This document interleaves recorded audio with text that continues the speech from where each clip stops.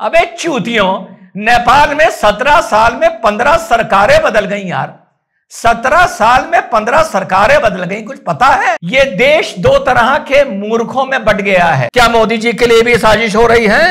क्या भारत को तोड़ने का इरादा है? उसमें और फिर तुम में फर्क क्या रह गया यार? भारत को सबसे बड़ी डिससर्विस कर रहे हो 2 कौड़ी की तुम्हारी देशभक्ति के नाम पर कि अगला नंबर अब भारत का लगेगा और भारत डिसमेंटल होगा। हाय हाय हाय हाय, अब भारत का भी क्या अगला नंबर भारत का है? भारत को इतना हल्का ना करो। अपनी 2 कौड़ी की तुम्हारी जो देशभक्ति है, तुम्हारी इसी बात से पता चलती है।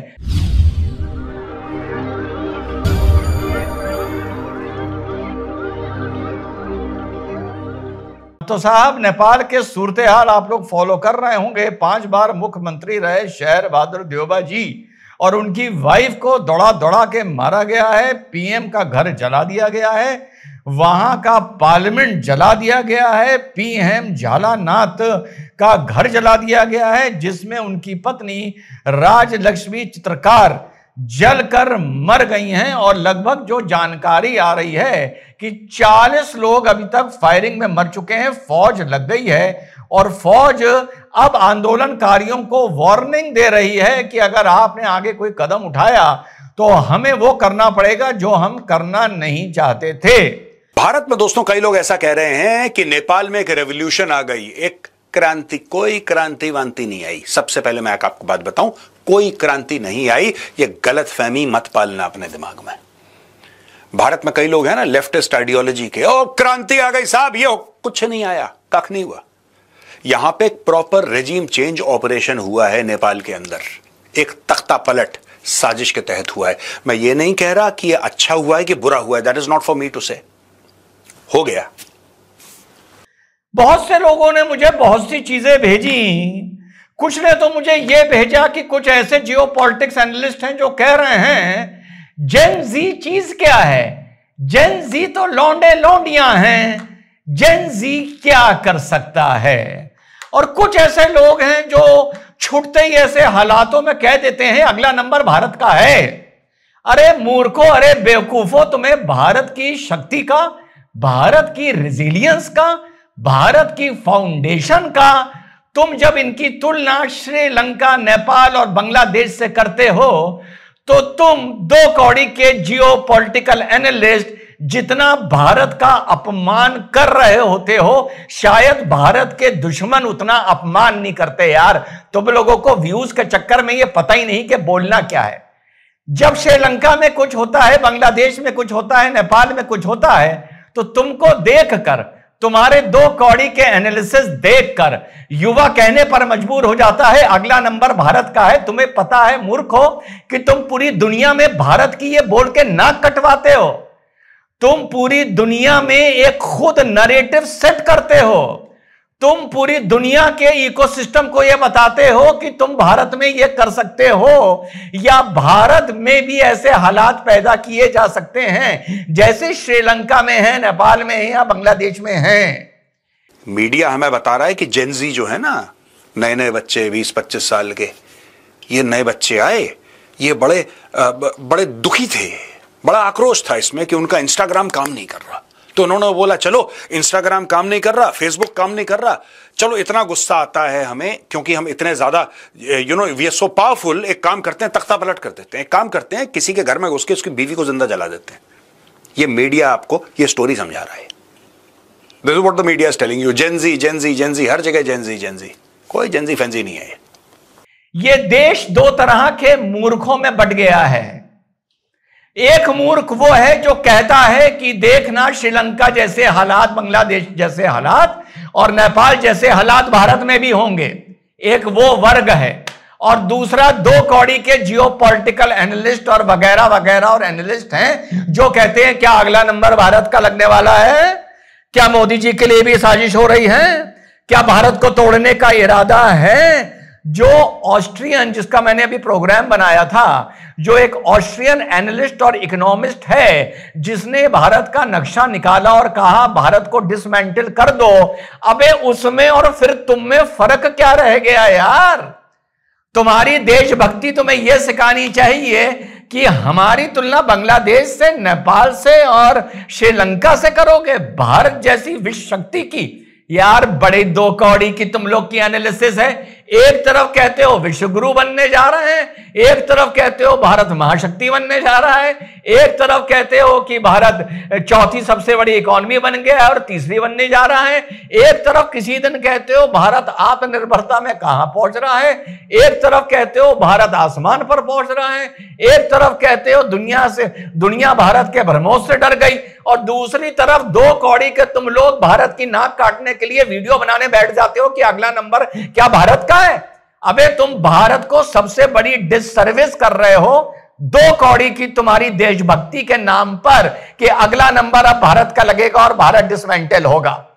ऐसे थंबनेल बनाना भी भारत के लिए सबसे बड़े अपमान की बात है। पहले तो यह सुनिए, आप लोग भारत को इन मुल्कों से मिला रहे हो, भारत के रिजिलियंस को इन मुल्कों से मिला रहे हो, भारत की डेमोक्रेसी को इन मुल्कों से मिला रहे हो। अबे चूतियों, नेपाल में 17 साल में 15 सरकारें बदल गई यार, 17 साल में 15 सरकारें बदल गई, कुछ पता है? भारत में एक सरकार आती है तो 5 साल चलती है, चाहे यूपीए की हो, चाहे कोलिजन की हो, चाहे उससे पहले अटल जी के टाइम में एनडीए की हो, चाहे उसके बाद यूपीए की 10 साल हो जब मनमोहन सिंह प्रधानमंत्री थे, उसके बाद चाहे मोदी जी की पूरी सरकार हो, उसके बाद अब 240 सांसद। ये वो देश है। कभी तुलना चाइना और अमेरिका से करते हो और कभी नेपाल से और श्रीलंका से, दो कौड़ी के एनालिसिस तुम करने लगते हो। भारत में होगा ये। पहला जवाब सुनो, बड़ा बदतमीजी से दिया है। दूसरा, जेनजी क्या करेगा? ये जेनजी कर रहा है, ये नेपाल में जेनजी कर रहा है। जेनजी की क्या औकात है? अबे चूतिया, तुम्हें जेनजी की औकात पता है? तुम्हें जेनजी की, यूथ की, युवा की, किसान की, गरीब की औकात पता है? तुम्हें पता है या स्टूडियो में बैठ के सिर्फ तुमको बकवास करनी आती है? जेपी मूवमेंट जब हुआ था इंदिरा गांधी के खिलाफ, पूरा देश हिल गया था। गरीब इंसान, गरीब किसान, युवा सड़कों पर निकल आया था। वो नौबत कर दी थी कि इंदिरा गांधी के हथकड़ियां लग गई थी। ये है जेनजी, ये है देश और दुनिया का युवा जिसको तुम हल्के में ले रहे हो कि साहब जेनजी क्या कर सकता है। ये जेनजी थोड़ी है, कोई इकोसिस्टम काम कर रहा है पीछे। अरे साहब चाइना काम, अपनी खामखा की दो कौड़ी की साली अपनी नॉलेज दिखाना। जेपी मूवमेंट याद है जब हुआ था तो किसने किया था? गरीब हिंदुस्तानी ने किया था, गरीब युवा ने किया था, बेरोजगार युवा ने किया था। उस टाइम कौन सी इकोसिस्टम काम कर रहा था जो बोल देते हो? अरब स्प्रिंग याद है? पूरा अरब जल उठा था, पूरा अरब। क्या सीरिया, क्या तुनीसिया, क्या इजिप्ट, क्या लिबिया, वो क्या जेनजी नहीं थी उस जमाने की? वो क्या युवा नहीं थे उस जमाने के जिन्होंने पूरा अरब जला के रख दिया था? पूरा मिडिल ईस्ट युवाओं ने जलाकर रख दिया था। उनमें क्या दम नहीं था? उन्हें हल्के में लेते हो क्या? तुम्हें तिनमन स्क्वायर चाइना की तुमने हिस्ट्री नहीं पढ़ी? दो कौड़ी के लोग जियो एनालिस्ट, जियो पॉलिटिकल एक्सपर्ट बनते हो। पूरा वहां पर 5 लाख आदमी आके चाइना के स्क्वायर में युवा बैठ गए थे और पूरा दुनिया के हिलने की नौबत आ गई थी। तिनमन स्क्वायर जरा उठा के पढ़ के देखिए, वो क्या जेनजी नहीं थी? जेनजी ने पूरी चीन की कम्युनिस्ट सरकार को हिला के रख दिया था। वो जेनजी नहीं थी। अभी हाल में आ जाओ, अन्ना हजारे का मूवमेंट याद है? जब जेनजी गाड़ियां और लोकल ट्रेनें भर भर के रामलीला ग्राउंड, यूपीए के भ्रष्टाचार के खिलाफ, जो सेकंड टर्म का था मनमोहन सिंह का, उसके खिलाफ दिल्ली में पहुंच रही थी और अन्ना हजारे की एक आवाज पर पूरा इंडिया गेट में 2 लाख युवा जमा हो जाता था। वो क्या तुम्हें जेनजी की ताकत नहीं पता? तुम बहुत बड़े चूतिए हो अगर तुम लोगों को जेनजी की ताकत नहीं पता है। बकवास सुन रहा हूं कल से। और याद दिलाऊं, मंडल आंदोलन याद है? देश जल गया था, बसें ट्रेनें रुक गई थी, समाज रुक गया था 1-1.5 महीने के लिए। सड़कों में आत्मदाह हो रहे थे, सरकार गिरने की नौबत आ गई थी। वो कौन सी जनरेशन थी? वो क्या 80-80 साल के बूढ़े कर रहे थे क्या? जब भी अच्छा, जो अभी मैंने बात बताया, जब जेपी मूवमेंट आया था तो कौन सी इकोसिस्टम था? तो कौन सा? जेनजी जानते हो क्या है? जेनजी वो है कि जब राजनाथ सिंह ने 2012 में मोदी जी के लिए कहा था इनको प्रधानमंत्री बनाएंगे, तो देश के पॉलिटिशियन जिनको 50-50 साल का अनुभव था हंस रहे थे राजनाथ सिंह पर, चाहे कांग्रेसी हो और चाहे भाजपाई हो। ये जेन जी था, मिस्टर अज्ञानी जियोपॉलिटिकल एनालिस्ट, ये जेन जी था जिसने कहा हमें बदलाव चाहिए और हमें मोदी चाहिए, और इसी इंस्टाग्राम और इसी यूट्यूब और इसी फेसबुक पर मैसेजिंग कर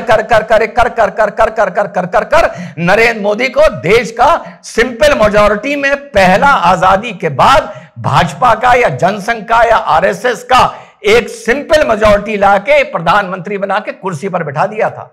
उस आदमी के लिए जिसको 2 साल पहले, फिर से दोहरा दूं, भाजपाई भी हंस रहे थे और कांग्रेसी भी हंस रहे थे कि नरेंद्र मोदी इस देश का चाय बेचने वाला प्रधानमंत्री बन ही नहीं सकता। जेन जी ने उसको इस देश का प्रधानमंत्री बनाया था। तो जरा हिस्ट्री, ज्योग्राफी, जियोपॉलिटिक्स जरा पढ़ लो। किसी दिन हमारे सामने पड़ गए तो चीथड़े कर देंगे, पता चल जाएगा कौन कितने पानी में है। तो 2 चीजें, इन 2 कौड़ी के मुल्कों से, कल से भरा बैठा हूं, इन 2 कौड़ी के मुल्कों से भारत की तुलना करनी बंद करो। कोई माई का लाल नहीं पैदा हुआ जो भारत के 20 टुकड़े करवा दे, पहली चीज। और दूसरी चीज, युवाओं की शक्ति को हल्के में आंकना बंद करो। और पीछे लेके जाऊं, वहां तक तो तुम लोग की अकल ही नहीं पहुंचेगी जो ये 2 कौड़ी के सब एनालिस्ट बन गए हैं। जाके क्रूसेड का इतिहास पढ़ो। युवा और किसान अपने फावड़े और अपने खुदाल लेके यूरोप से निकला था और जाके मिडिल ईस्ट पर कैप्चर कर लिया था। उस टाइम भी कोई इकोसिस्टम वहां पर काम नहीं कर रहा था। तो इतने एग्जाम्पल इतनी जल्दी दे दिए कि जब आम गरीब इंसान, युवा खड़ा होता है तो उसके आगे बड़ी बड़ी फौजें अपने घुटने टेक देती हैं। वो लौंडे हैं जो कहते हैं कि जेन जी क्या कर रहा है। अबे जेन जी के इतने एग्जाम्पल दे दिए, हमारे सामने कभी मंच पे पड़ जाओ तो तुम लोगों के ऐसे एनालिस्ट के मुंह में हम दही जमा दें। जब तक मुल्क में अपनी कमजोरी नहीं होगी, चाहे इंसान में, चाहे जमीन में, चाहे मुल्क में, कोई इकोसिस्टम कामयाब नहीं हो सकता, कोई टूल किट कामयाब नहीं हो सकती। कल मैंने रूबरू में बोला था कि जमीन को भी खाद डालकर अगर ताकतवर कर दोगे तो फसलों में कीड़े लगने बंद हो जाते हैं। अनुभव है अपने फार्म का कि जब जमीन को ताकतवर किया तो वहां कीड़े लगने तक बंद हो गए। जब फसल मजबूत होती है और जब इंसान का बदन और ईमान मजबूत होता है तो उसके ऊपर कोई टूल किट काम नहीं करता है। तो जो भी नेपाल में हो रहा है ये वहां के नेताओं का कराधरा है, और एक नेता का कराधरा नहीं है। 17-18 साल में 15 सरकारें वहां पर बदली हैं और सिर्फ उन्होंने वहां पर भ्रष्टाचार किया है। तो 2 तरह के एनालिस्ट को संबोधित कर रहा हूं आज के वीडियो में। इन 2 कौड़ी के मुल्कों से पहले हिंदुस्तान को मिलाना छोड़ दो, क्योंकि तुम सबसे ज्यादा उस नरेटिव को खुद पैदा कर रहे हो जिस नरेटिव के खिलाफ इस देश को खड़ा होना है। तुम क्यों पैदा कर रहे हो? क्योंकि तुमको व्यू चाहिए। अरे भाई देखिए क्या बात बोली, अगला नंबर भारत का है। फियर साइकोसिस पैदा कर रहे हो इस देश में और देश को तोड़ने वाली ताकतों को मजबूत कर रहे हो अपने ऐसे थके हुए 2 कौड़ी के एनालिसिस कर कि हम भी टूटने की संभावना रखते हैं। देश मजबूत होगा, लीडरशिप अगर मजबूत होगी, और यह काम सरकार का है कि अगर टूल किट है, अगर कोई साजिश है तो सरकार किस लिए होती है? सरकार उसको क्रश करे, उसको निस्ते नाबूद करे। ठीक, पहला। और दूसरा जेन जी, जिसको बस एक नया नाम दे दिया गया है, जिसको नाम दिया गया है, युवाओं को एक नाम दिया गया है। ठीक, युवाओं को, गरीब को, किसान को जिस भी आदमी ने हल्के में, जिस सरकार ने हल्के में लिया, उसे अपना खामियाजा चुकाना पड़ा। इंदिरा गांधी ने भी हल्के में लिया था। तब कौन सी टूल किट इस देश में काम कर रही थी? जब इंदिरा के खिलाफ सड़क सड़क पर बच्चा बच्चा बैनर और पोस्टर लेकर निकल पड़ा था, चाहे गरीब हो चाहे युवा हो। वो भी जेनजी थी। इंटरनेशनली क्रूसेड से लेकर, यानी 1400 साल पहले से लगभग लेकर 1500 साल पहले से लेकर अब तक के 6-7 एग्जाम्पल बता दिए जहां एक आम युवा ने जेनजी ने सरकारें बदली हैं और फौज के घुटने टिकाए हैं। और बड़ा हाल में आप लोगों को बता दिया, वो जेनजी का कमाल नहीं देखा था जब आम आदमी पार्टी खड़ी हो रही थी ये सोच के कि ये देश में बदलाव लाएगी। एक ऐलान होता था, सारी मेट्रो रोकनी पड़ जाती थी, सारी मेट्रो भर जाती थी और इंडिया गेट पर या जंतर मंतर पर 2-3 लाख आदमी जाकर 2 या 4 घंटे के नोटिस पर जमा हो जाता था। वो भी मिस्टर सो कॉल्ड जियो एनालिस्ट, वो भी जेन जी थी।